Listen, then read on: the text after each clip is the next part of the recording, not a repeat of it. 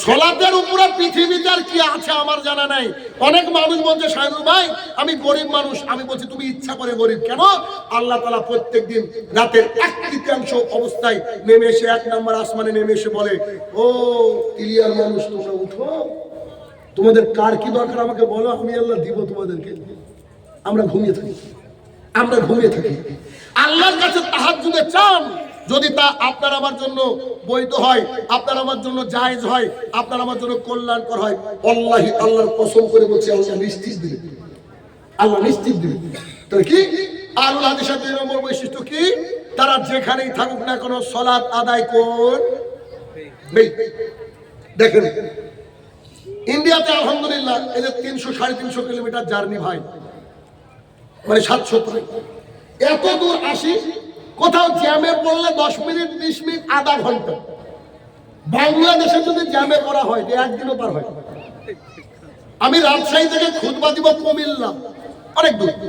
আমি একজনকে বললাম যে কুমিল্লাতে খুতবা আছে, কি করা যায়? তো বলছে আগের দিন বের হন। কবে? বৃহস্পতিবার রাত্রি 8টায় বের হচ্ছি, বৃহস্পতিবার রাত্রি 8টায় রাজশাহী থেকে বের হচ্ছি। জ্যামে আটকে আছি 4 থেকে 5 ঘন্টা। ঘড়ি দেখছি আর 10 থেকে 12 মিনিট আছে সূর্য উঠতে, ফজর ফজর শেষ। এবার মানে সূর্য উঠতে বাকি। আমাদের গাড়িতে না পানি আছে না আশপাশে, একটা ব্রিজের উপরে আটকে আছি, একেবারে কাটা কবুতরের মতো আমি ছটফট করছি। সালাত আমি কোনোদিন আজ পর্যন্ত ত্যাগ করিনি, আজকে কি সালাত নষ্ট হবে আমার? কি করি। এবার গাড়ি থেকে নেমে পড়লাম, মানুষ ঘুরে বেড়াচ্ছে, হাওয়া খাচ্ছে, এই করছে, অনেকক্ষণ 4-5 ঘন্টা দাঁড়িয়ে আছি। কি এবার এমন একটা ব্রিজ, ওই ব্রিজের উপরে উঠে দেখছি যে ব্রিজে মাটিও নাই। তেমন করার জন্য তো মাটি লাগবে, মাটিও নাই। পাগলের মতো ছুটতে শুরু করলাম, ছুটতে গিয়ে দেখছি এক জায়গায় ইঁদুরে মাটি তুলেছে। বলছি থ্যাংক ইউ বড় ভাই, তোর এই মাটি আজকে আমার কাজে লাগলো। বিসমিল্লাহ মারলাম, এই এই এই হয়ে গেল। আল্লাহ কত সহজ করেছে, বুঝতে পারেন? আল্লাহ কত সহজ করেছে যে আমার বান্দা যখন পানি সংকটে ভুগবে সে কি করবে? তায়াম্মুম করবে। তায়াম্মুম করে সালাত আদায় করলাম।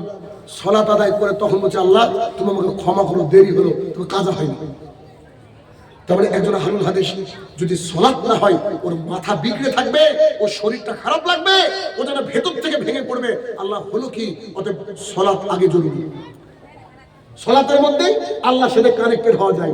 আবু হুরায়রা রাদিয়াল্লাহু তাআলা আনহু বলেন রাসূলুল্লাহ সাল্লাল্লাহু আলাইহি ওয়াসাল্লাম বলেছেন বান্দা যখন সিজদায় যায় আল্লাহর সাথে কানেক্টেড হয়ে যায়। এইজন্য আমি শাহিনুর রহমান বলি, আপনার যদি বিশেষ কোনো দোয়া থাকে ফরজ সালাত বাদ দিয়ে, ভালো করে বুঝবেন আমার কথা, ফরজ সালাত বাদ দিয়ে সুন্নাত নফল সালাতে সিজদায় পড়ে আল্লাহকে সুবহানা রাব্বিয়াল আলা, সুবহানা রাব্বিয়াল আলা, সুবহানা রাব্বিয়াল আলা এই 3 বার বলার পরে বাংলায় যত খুশি দোয়া করেন।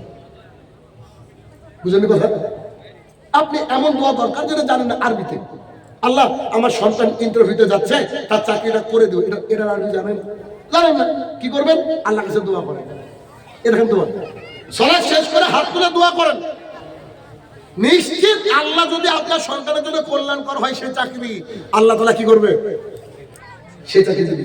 এই জন্য সৌদি আরবের বুকে আমি দেখেছি 3 বছর থাকাকালীন সৌদির মুনাফিকরাও নামাজ পড়ে। এই মুনাফিক বলতে গেলে যে মুনাফিক যারা পেছনে যায় তারাও নামাজ পড়ে।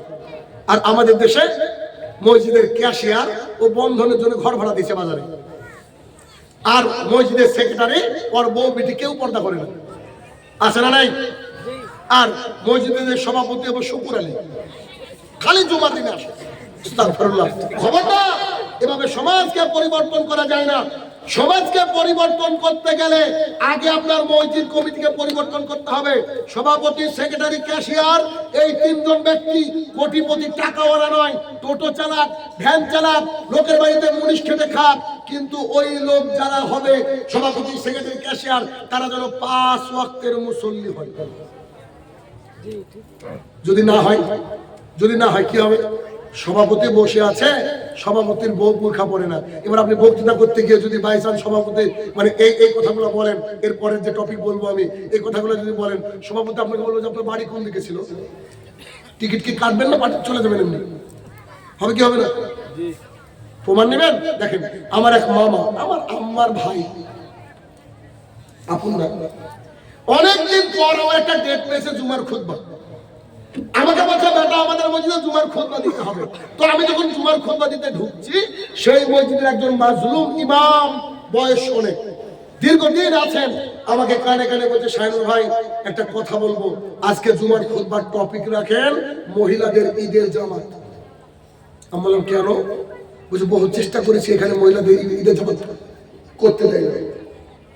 জুমার খুতবায় উঠলাম, 39টা হাদিস শোনালাম। কোথায়? 39 বুখারী মুসলিম আবু দাউদ তিরমিজি নাসাই থেকে শোনালাম। আরে মহিলারা তো ঈদগাহে যাবে, যদি মহিলাদের মাসিক হয় তাও যাবে। আমি বলছি আল্লাহ রাসূল বলেছেন, তবে তারা সালাত আদায় করবে না, সালাতের এই স্থান এখান থেকে সাইডে থাকবে।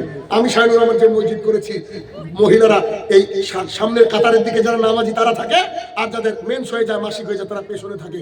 আমাদের মসজিদে যায় আলহামদুলিল্লাহ, মানে আমাদের ঈদগাহে। তো খুতবা দিলাম, 39টা হাদিস বয়ান করলাম, একটাও নিজের কথা বলিনি। ঈদের কিছুদিন আগে ছিল, খুতবা শেষে সালাত আদায় করলাম। সালাত শেষে যখন আমি নেমে আসছি, আমার মামা বলছে যদি কোনোদিন ইচ্ছা হয় নামাজ পড়তে তো এদিকে আসেও, খুতবা দিব বলে আসেও না। আমি বললাম বেটা আমার একটা খুতবা মানুষ 6 মাস ধরে খুঁজে পায় না, আর তোমাকে খুতবা দিয়েছে, তুমি এই কথা বলছো, কিয়ামত পর্যন্ত এই কথা এভাবে বলে যাবো, কারণ এগুলো আল্লাহ এবং আল্লাহর রাসূলের কথা। আলহামদুলিল্লাহ সেই মামা এখন সাইজ হয়ে গেছে, অর্থাৎ সেখানে ঈদের জামাতে মহিলারা যায়, মামার আর কাজ চলবে। কথা